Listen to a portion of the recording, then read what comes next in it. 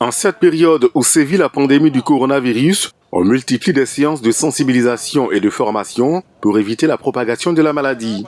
C'est dans cette dynamique que le service d'autorhinolaryngologie d'Abidjan, un des services les plus exposés du secteur médical, a décidé de renforcer les capacités de ses agents sur la biosécurité.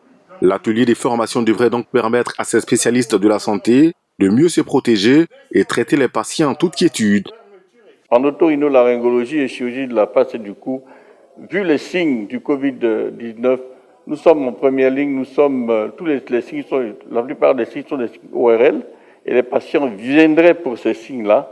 Donc, nous devons nous adapter à la situation et nous devons donc avoir des gestes et sécuriser nos gestes et nous-mêmes avoir des matériels de protection pour nous sécuriser.